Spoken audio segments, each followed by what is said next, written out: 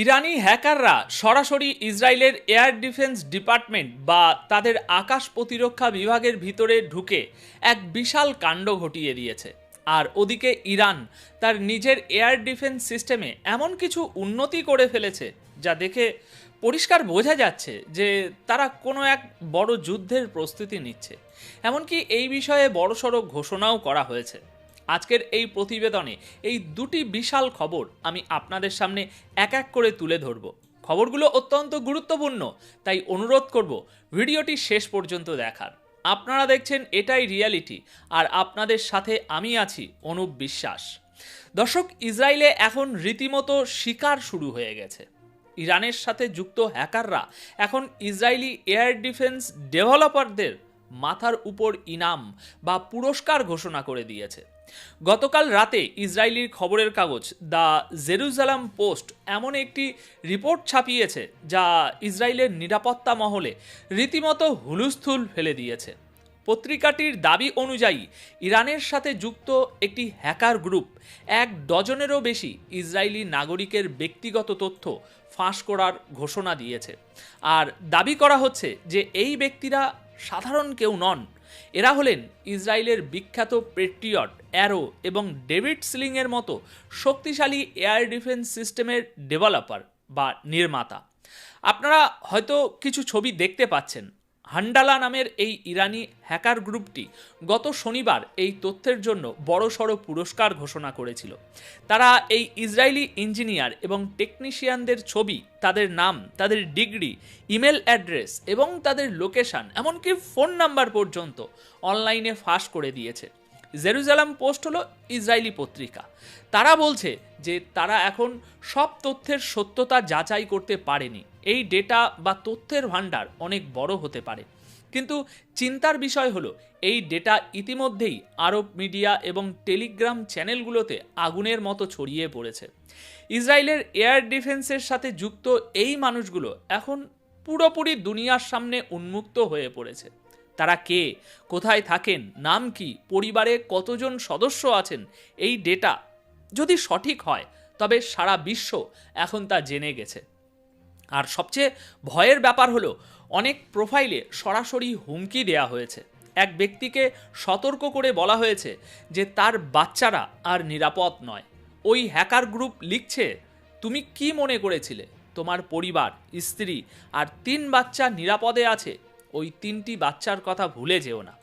কিছু মানুষকে জানানো হয়েছে যে তাদের চিহ্নিত করা হয়েছে, তাদের ইমেল এবং ফোন নাম্বারের উপর নজর রাখা হচ্ছে। হান্ডালা গ্রুপ তাদের ব্লগে লিখেছে, ইসরায়েলের ইঞ্জিনিয়ার এবং তাদের সঙ্গীরা, তোমাদের এই সিস্টেম তোমাদের বাঁচাতে পারবে না। তোমাদের পরিচয় লুকানো এখন একটা ধোঁকা মাত্র, আর তোমাদের নিরাপত্তা শুধু একটা মনের ভুল।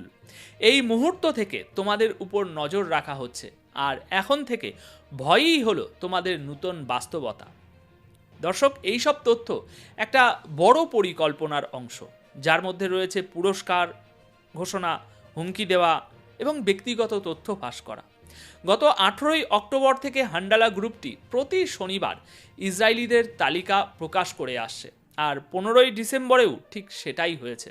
গ্রুপটির দাবি এই লোকগুলো ইসরায়েলের অস্ত্র কর্মসূচির অত্যন্ত গুরুত্বপূর্ণ অংশ। হান্ডালা হ্যাকারদের রেড ওয়ান্টেড ক্যাম্পেনের ঘোষণায় বলা হয়েছে যে এখন থেকে এদের কেউ না ল্যাবে স্বাধীনভাবে ঘুরতে পারবে, না নিজেদের বাড়িতে। দুনিয়া জেনে গেছে তোমরা কে এবং তোমরা কি করেছো। আমাদের বন্ধু এবং সমর্থকরা তোমাদের চিন্তার চেয়েও অনেক বেশি তোমাদের কাছাকাছি আছে। কিছু তালিকায় তো ইসরায়েলিদের সরাসরি লাশ হিসাবে উল্লেখ করা হয়েছে, যেন তাদের ইতিমধ্যেই মেরে ফেলা হয়েছে বা তারা নিশানায় আছে। এর মধ্যে আইডিএফের ইউনিট 8200-র সাথে যুক্ত নামও রয়েছে। আইডিএফের এই ইউনিটটি অত্যন্ত খতরনাক এবং চতুর। একে ইসরায়েলি সেনাবাহিনীর মগজ বা ব্রেন বলা হয়। এদের লোকেশন বা গতিবিধির তথ্য দেওয়ার জন্য বড় অঙ্কের পুরস্কার ঘোষণা করা হয়েছে। হান্ডালা আরও বেশি তথ্য পাওয়ার জন্য এই ইনাম রেখেছে। আরেকটি তালিকায় কিছু মানুষকে ওয়ান্টেড বা পলাতক ঘোষণা করা হয়েছে এবং তাদের ধরিয়ে দেওয়ার তথ্যের উপরও পুরস্কার রাখা হয়েছে। দেখুন, প্রায় 200 ইসরায়েলির একটা ডেটাবেস সামনে এসেছে। যেখানে প্রত্যেক নামের সাথে ভয় দেখানোর মতো ব্যক্তিগত মেসেজ রয়েছে। তাদের ওয়েবসাইটে ছবির উপর মাউস নিয়ে গেলেই বন্দুকের নিশানার চিহ্ন ভেসে উঠছে। উপরে একটি ব্যানার লাগানো আছে যাতে লেখা, ইসরায়েল এখন কঠিন শাস্তির অপেক্ষা করো। হ্যাকাররা লিখেছে, তোমাদের অপরাধ ভোলা হবে না, তোমাদের কাজের জবাব দেওয়া হবে। হান্ডালা রেড ওয়ান্টেড দেখছে, মনে রাখছে এবং ব্যবস্থা নিচ্ছে। শিকার শুরু হয়ে গেছে এবং বিচার না হওয়া পর্যন্ত এটা থামবে না।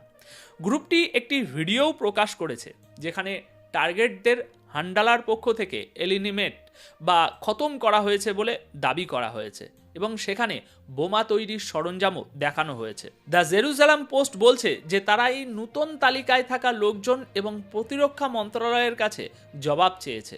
আসলেই কি এটা সত্য? এইসব লোক কি সত্যি ইসরায়েলের বিভিন্ন এয়ার ডিফেন্স সিস্টেম তৈরির সাথে যুক্ত? দর্শক, এই হান্ডালা গ্রুপকে দীর্ঘদিন ধরেই ইরানের গোয়েন্দা সংস্থার সাথে যুক্ত করা হয়। Jerusalem institute for strategy and সিকিউরিটির মতে 2023 সালের শেষের দিক থেকে ইরান এই গ্রুপটিকে ব্যবহার করছে। দাবি করা হয় এই গ্রুপটি প্রায় 2 বছর ধরে ইসরায়েলি টার্গেটগুলোর উপর সাইবার হামলা চালাচ্ছে। এমনকি 2025 সালের জানুয়ারিতে এরা ইসরায়েলের কিন্ডারগার্টেন স্কুলেও সাইবার অ্যাটাক করেছিল, যার ফলে 20টি জায়গায় পাবলিক অ্যাড্রেস সিস্টেম অকেজো হয়ে গিয়েছিল। দর্শক, এবার আসি দ্বিতীয় বড় খবরে। এয়ার ডিফেন্সের ময়দানে ইরান এমন এক উন্নতি করে ফেলেছে যে তার আওয়াজ এখন ইরান নিজেই সারা বিশ্বকে শোনাচ্ছে। আর এটা শুধু এয়ার ডিফেন্সের ব্যাপার নয়, এটা দেখে মনে হচ্ছে পুরোপুরি যুদ্ধের প্রস্তুতি। কেন? শুনুন তবে। ইরানের শীর্ষ সেনা কমান্ডাররা তাদের এয়ার ডিফেন্স সিস্টেমের এই বিশাল উন্নতিতে সন্তোষ প্রকাশ করেছেন। ইরানি আর্মড ফোর্স বা সশস্ত্র বাহিনীর chief of staff major general Abdur Rahim Musavi joint air defence base পরিদর্শনের সময় বলেছেন, এয়ার ডিফেন্স ইউনিটের কর্মীদের কঠোর পরিশ্রম, আত্মত্যাগ এবং পেশাদারিত্বের কারণে গত কয়েক মাসে অত্যন্ত গুরুত্বপূর্ণ পদক্ষেপ নেওয়া হয়েছে। মুসাভির মতে ইরানের এয়ার ডিফেন্স সিস্টেম দিনরাত কাজ করে শক্তিশালী হচ্ছে এবং এটি ইরানের বড় অগ্রাধিকারের মধ্যে রয়েছে। তিনি বলেছেন, খতম আল আম্বিয়া এয়ার ডিফেন্স বেসের বিজ্ঞানী, গবেষক, কমান্ডার এবং ডিফেন্স ইন্ডাস্ট্রি মিলে এই কাজকে এগিয়ে নিয়ে যাচ্ছে। তিনি আরও জানান যে ইরানি আর্মি এবং আইআরজিসির এয়ার ডিফেন্স ফোর্স মিলে নতুন কৌশলে কাজ করছে যাতে যে কোনো বিপদের মোকাবিলা করা যায়। দেখুন, গত জুনে যখন ইসরায়েল ও আমেরিকার যৌথ সামরিক হামলা হয়েছিল, তখন ইরানি এয়ার ডিফেন্স সিস্টেম সেটা একদম পুরো ফ্রন্ট লাইনে বা একদম সামনের সারিতে ছিল এবং অনেক হামলা তারা ব্যর্থও করেছিল। সেই সময় ইরানের অনেক এয়ার ডিফেন্সের জওয়ান শহীদ হয়েছিলেন, অনেকে আহত হয়েছিলেন। এদিকে ইরানি সেনাপ্রধান মেজর জেনারেল আমির হাতামি গবেষণা সপ্তাহ উপলক্ষে বার্তা দিয়ে বলেছেন, ইরানের সেনাবাহিনী এমন প্রযুক্তির উপরে কাজ করছে যা শত্রুদের কাছে পরিষ্কার বার্তা পৌঁছে দেবে। এখন সেই প্রযুক্তি কি?